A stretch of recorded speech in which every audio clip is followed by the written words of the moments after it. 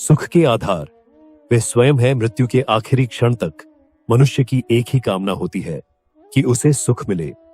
सुख को स्थूल रूप में देखें तो सुंदर स्वादयुक्त भोजन, धन, भोग की पूर्ति, सुंदर मकान, सौंदर्यवान स्त्री, इन्हें ही सुख कहेंगे।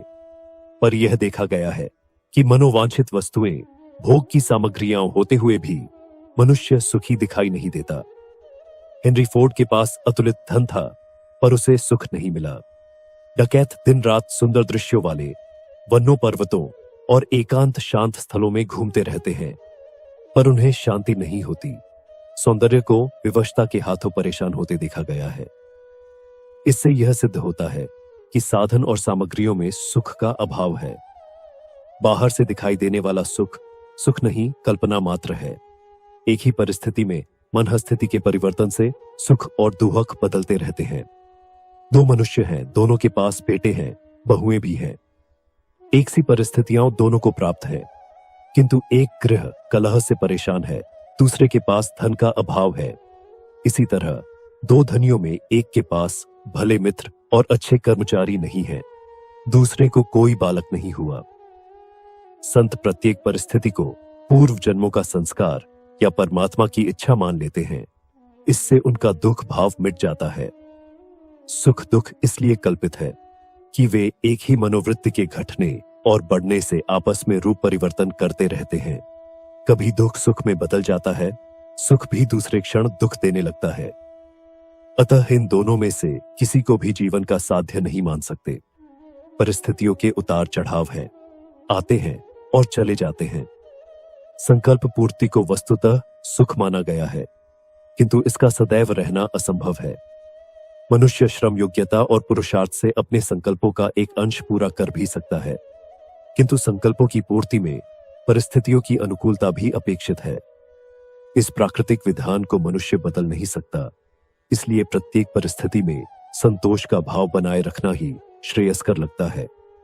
ऐसा न किया जाए तो मनुष्य के जीवन में निरे दुख ही दुख, अभाव और विपदाओं के अंबार ही बने रहेंगे।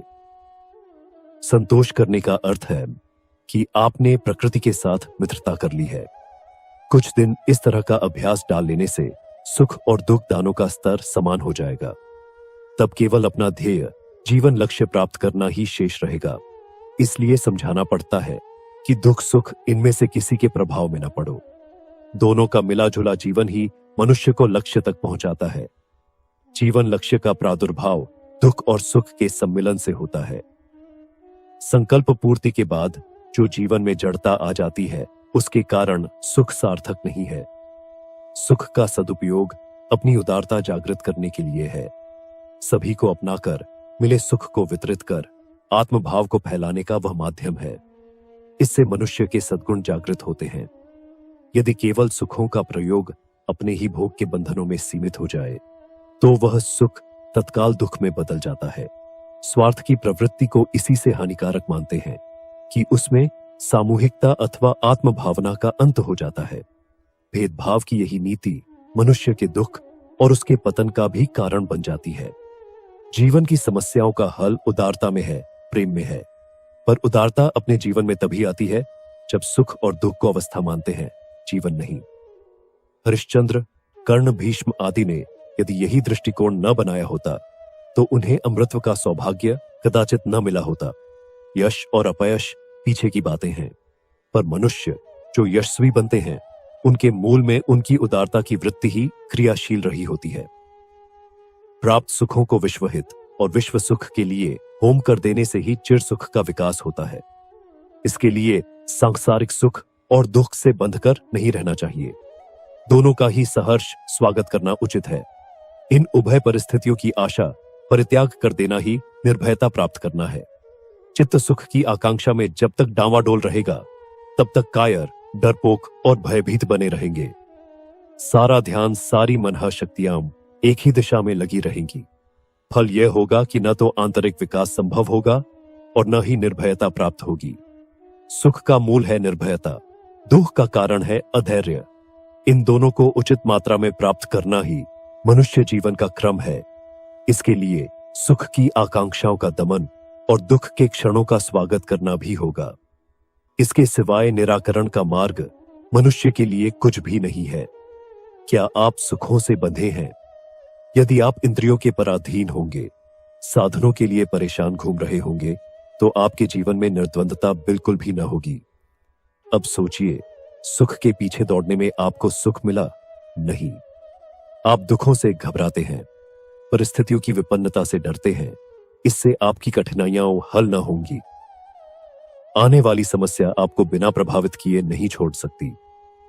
प्राकृतिक विधान सबके लिए एक सा है। उसी के अनुकूल चलने से ही धैर्य और निर्द्वंदता प्राप्त कर सकते हैं।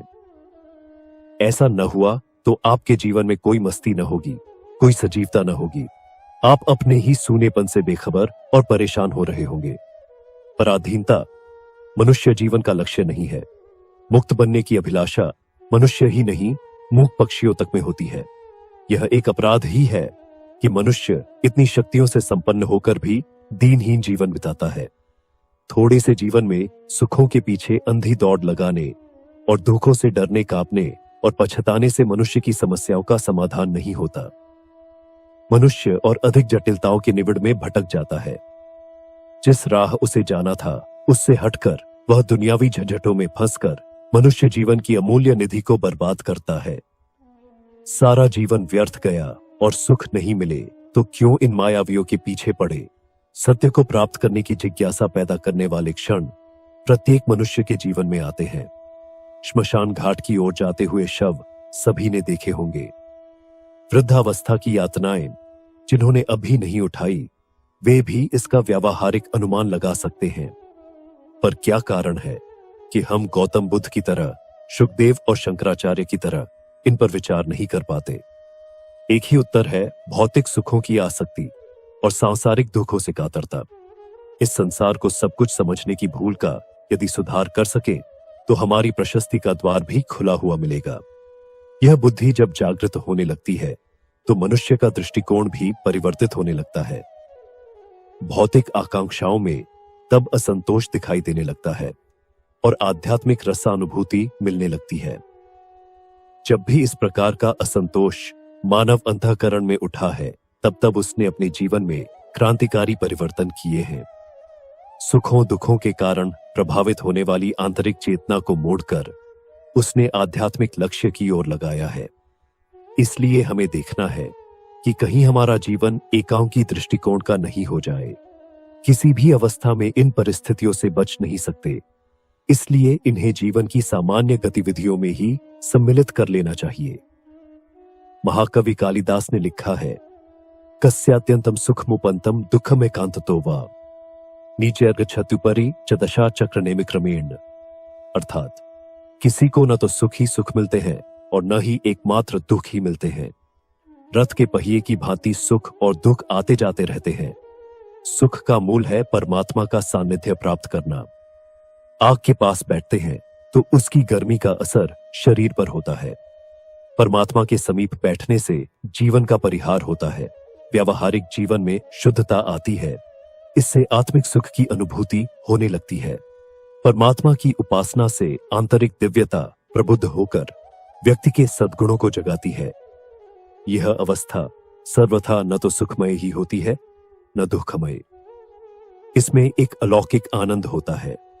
प्रेम की गुदगुदी से अंतरात्मा विभोर रहती है, जिससे इस सुख का क्षणिक आभास भी मिल जाता है।